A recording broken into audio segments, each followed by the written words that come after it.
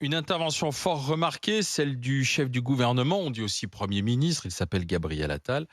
C'était hier chez nos confrères du service public à Radio France. Valérie Ayé, la tête de liste Renaissance, était l'invitée de l'émission Demain l'Europe. Quand a débarqué l'invité surprise, Monsieur le Premier ministre? Bonjour, je vous interromps quelques secondes parce qu'effectivement, j'ai un invité un peu spécial que vous connaissez bien. Je crois que je le connais un peu, oui. C'est le Premier ministre de la France, Gabriel Attal. Monsieur le Premier ministre. Salut Gabriel. Ça va, tu vas bien? Ouais, très bien. Bonjour, vous allez bien? Bonjour, ça va? Bonjour, je suis désolé, je fais irruption sur la scène. Complètement imprévu.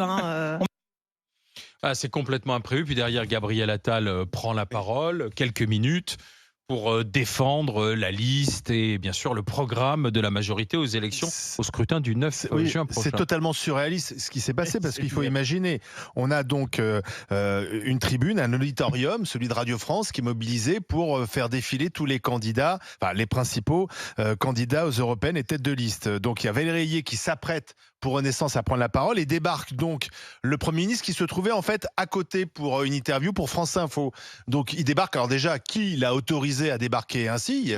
Voilà, donc finalement il est chez lui, c'est comme si tout d'un coup un invité politique de BFM TV venait ici et s'invitait, venait s'asseoir sans qu'on demande l'avis, etc. Bon, déjà première question, qui l'a autorisé? Et puis ensuite il arrive et il prend le temps de parole de Valérie Ayé, parce que vous savez que c'est calculé, le temps de parole, c'est très scientifique, hein, c'est à la seconde près. Donc il grappille le temps de parole de la candidate, ce qui fait dire ensuite à un autre candidat qui était présent, François-Xavier Bellamy, qu'il y a un côté quand même macho dans la façon de faire de Gabriel Attal, et même une forme de mépris, parce qu'on se souvient que Gabriel Attal a débattu à la place de Valérie Ayé face à Bardella sur France 2. Et on se souvient aussi qu'Emmanuel Macron a proposé carrément à Marine Le Pen de débat. Donc finalement, les hommes veulent prendre la place de la femme. Est-ce que c'est macho ou est-ce qu'au contraire, on pourrait dire peut-être que Gabriel Attal est courageux, jusqu'au bout, il défend une candidate en difficulté? 32-16 pour en parler avec Léger, avec les grands, Barbara. Mais le roi et le prince consort parlent quand bon leur plaît. Le manant, la manante, en l'occurrence, Madame Ayé, doit se soumettre, comme d'ailleurs les journalistes de France Inter qui lui font un accueil, on dirait qu'ils reçoivent Bruce Springsteen, sans son extinction de voix. Donc, non, mais c'est sans le talent. C'est hallucinant que des journalistes, sous prétexte que c'est le Premier ministre, le laissent rentrer comme ça dans le plateau. Oui. Bon, deuxièmement, je pense, pourtant je suis pas du genre sexisme, machin, toutes les 5 minutes, mais je pense vraiment que si leur candidate était un candidat, ils n'oseraient pas faire ce qu'ils font. J'en suis persuadée. Ils se l'autorisent parce que si ça avait été l'inverse, Attal tête de liste et Ayé à Matignon, Borne à Matignon, on ne serait pas venu. Oui, et d'ailleurs, je pense que Madame Borne n'aurait pas fait ça à une autre femme. C'est-à-dire que d'une certaine façon, on s'interdit de voler la vedette. Alors, pourtant, les femmes sont très méchantes entre elles. Et en politique, elles sont encore pires d'ailleurs, parce qu'il ne faut pas croire non plus que les femmes en politique, c'est des petits anges, elles sont aussi dures que les hommes. Mais je pense quand même qu'on a du respect en plus pour votre candidate. Je trouve que c'est... Et en plus, ils la rendent sympathique par contre. Hein. Moi, Madame Ayé, de plus en plus sympathique, parce que comme ils s'en servent comme d'un paillasson, peut-être que ça va lui profiter. Je la trouve fort sympathique. Paillasson, mais je pense... faut peut-être quand même pas pousser. Ah bah quoi. excuse-moi. Elle fait un débat avec Bardella. Le débat avec Bardella n'est pas mirobolant, mais elle était en train de elle s'est chauffée un peu. Bon, bref, c'était au tout début de la campagne. L'autre, il vient, il dit non, pousse-toi de là, je vais en faire un moi avec Bardella. Soi-disant, il a roulé des mécaniques. Pour moi, il n'a pas été si bon que ça. Ensuite, Macron qui va venir nous reparler jeudi. Alors, soit ils veulent lui plomber sa campagne. Au contraire, tu l'as dit, ça la rend sympathique. Moi, en tout cas, Oui, mais on ne votera pas pour elle pour autant. En tout cas, elle paraît, la pauvre, elle fait. Bon, remarque, non, je ne sais pas si elle fait plus pitié qu'autre chose, en fait. Parce que la manière dont elle est décrite, Valérie Ayé, y compris par ses adversaires politiques au Parlement européen, sympathique et compétente. Quelqu'un de compétent, qui connaît ses dossiers, qui est présente au Parlement européen. Non, mais le roi et le prince consort savent mieux que tout le monde. Sachant qu'elle a été choisie. Bien sûr. Par le roi. Aucun ministre et aucun candidat ne sont mieux que le roi. Ils nous ont refait le coup de Nathalie Loiseau à l'époque, c'est une candidature Kleenex. C'est-à-dire que c'est vraiment le mouchoir jetable, on la met là, et puis on sait que cette élection est perdue, donc on y met une espèce de candidate potiche qui va aller se fracasser sur les résultats des urnes, et puis après ils s'essuieront les yeux avec, en versant une larmichette sur le score qu'ils auront fait. Enfin, ce qu'on a vécu hier, non seulement c'est lunaire, tu le disais, c'est délirant, mais c'est une vraie humiliation en direct, C'est une humiliation en direct. c'est pousse-toi de là, je parle, je pompe ton temps de parole. Il a fallu que la journaliste qui a interviewé dise « Vous nous laissez quand même terminer l'interview avec votre candidate ?» Parce qu'ils étaient en train de prendre tout le temps de parole. Imagine s'il était arrivé au bout, il restait aucun temps de parole, on écartait Valérie Hayé, et à la limite, ça aurait choqué personne, quoi. Il a parlé 3 Donc, minutes 30, 4 minutes. Ouais. C'est pas rien, quoi. Oui, ça a pris du temps de parole en moins. C'est pas rien, c'est du temps de parole en moins. C'était assez court, là, les interventions de Donc, chaque candidat. donc il y a tout, il y a la forme, il y a le fond, il y a le fait, effectivement, que ça choque personne quand Attal rentre, tout le monde a le sourire, les gens applaudissent, mais c'est en du délire, même temps, tout ce qu'on vit, là. la direction de Radio France aurait pu ne pas le laisser faire. Et ne pas dire, laisser faire, écoutez, ou non, au il y a moins un poser programme. ou au moins poser des questions Compliqué, gênantes. monsieur le Premier quoi. ministre, vous sortez. Au moins poser valets des de questions Radio Ouais, gênantes. après, je comprends l'inquiétude de certains journalistes et le projet de fusion. Parce que si Ah c'est oui. pour recréer l'ORTF et que tout le monde est au garde à vous. Mais là, on y était. Là, on était. Il manquait. C'est dommage que les images n'aient pas été en noir et blanc. Parce que là, on était vraiment dans l'ORTF. C'est-à-dire des gens avec le doigt sur la couture du pantalon, trouvant tout à fait normal que le pouvoir vienne s'arroger le droit de parler à la place de notre candidat. Il était dans le studio juste à côté. Il donnait une interview à France Info. Et c'est en sortant du studio qu'il a vu. Est-ce que Mélenchon était là. Si Mélenchon y était, est-ce qu'il venait parler à la place de Manon Aubry? Ici, il y a les invités. Pardon, il y a les invités politiques sur BFM TV toute la matinée. Ils viennent pas ici, s'invitent enfin c'est pas parce qu'ils ont peur des grandes gueules. Non, mais enfin parce que quand il y a Barbara, personne n'ose franchir. Parce qu'ils ne sont pas ici chez eux. Bah et oui. ça donne quoi? Ça donne l'impression que le Premier ministre est à Radio France chez lui. Exactement. Parce que c'est du public, c'est Sauf ça. que- Si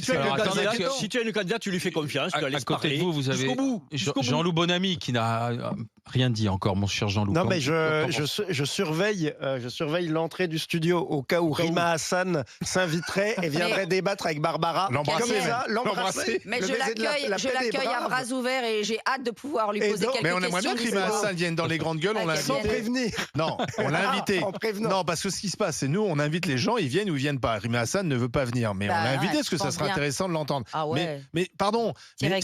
c'est même responsables politiques qui font la leçon à Viktor Orban en Hongrie, à je ne sais plus qui, en disant oui, les principes de la liberté d'expression ne sont pas respectés. Enfin, ils se comportent un peu de la même façon.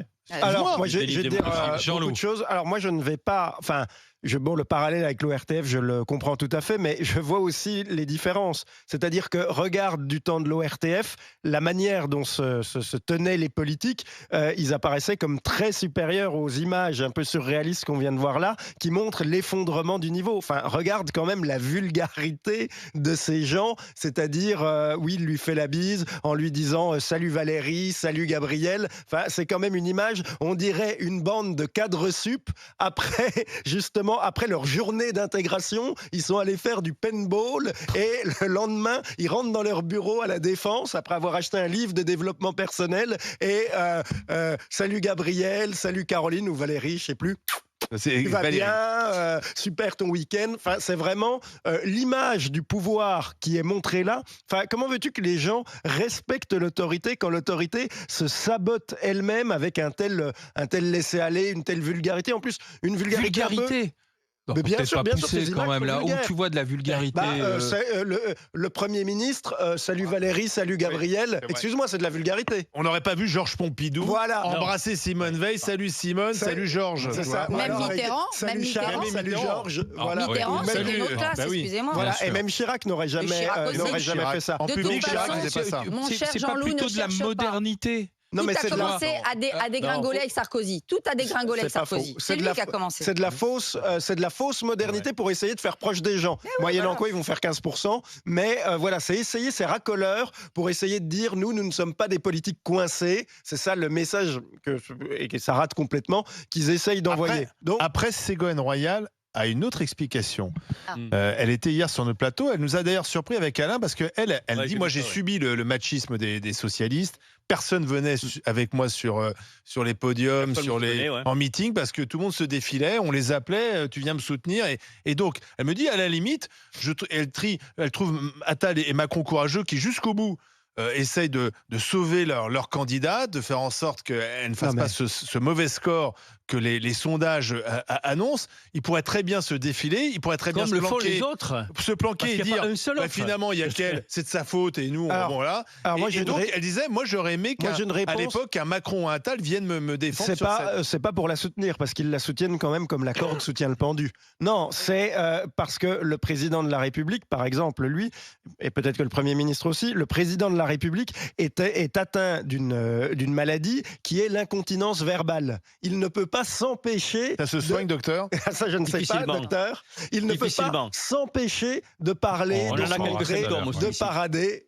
C'est vrai. Non, mais d'autant plus qu'il n'y a pas de président. Excusez-moi, mais ils veulent pas. Excuse-moi, Barbara, il y a autre chose quand même. Il y a le fait qu'autour de Valérie Hayé, c'est le désert. C'est-à-dire que tu n'as aucun autre cadre du parti au pouvoir qui vient la soutenir. Aucun. Si tu enlèves le Premier ministre et le président de la République, il n'y a personne. Tu as vu te prononcer. Alors, il y a Édouard Philippe. Tu as vu se prononcer Moretti, tu as vu se prononcer Darmanin. On en parlait tout à l'heure. Le problème de ce gouvernement et l'échec du Donc c'est un macronisme, soutien finalement. le réel échec du macronisme, c'est qu'après 7 ans de pouvoir, autour de cette table, enfin, vous êtes des spécialistes, mais je veux dire, qui en France est capable de citer plus de 5 personnes, de 5 noms connus du macronisme? Personne. Et Alain? Personne. Et donc là, sur ces 5 noms connus, tu en as 3 qui ne sont pas intervenus. Il ne reste plus que le Premier ministre et le président de la République qui la soutiennent effectivement, comme la Cour soutient le parti. Cite-moi 2 noms, en plus de Valérie Hayé, de personnes de la liste Renaissance. Moi, je suis incapable de citer 2 noms, à part Valérie ou Caroline. Si, Bernard Guetta, excuse-moi. Il y a Bernard Guetta. Ça fait d'ailleurs, ancien journaliste de France Inter. Le problème, c'est quand il les laisse parler, on voit aussi toutes les contradictions du en même temps, puisque Bernard Guetta est pour la reconnaissance immédiate de la Palestine, alors que Valérie Hayé, comme le président Macron a dit, pas tout de suite. Pascal Canfin, l'écologiste qui est sur la liste, macroniste, lui, il a quand même plutôt un discours de décroissance. Il dit même qu'il n'aurait pas voté le pacte, la loi immigration en France.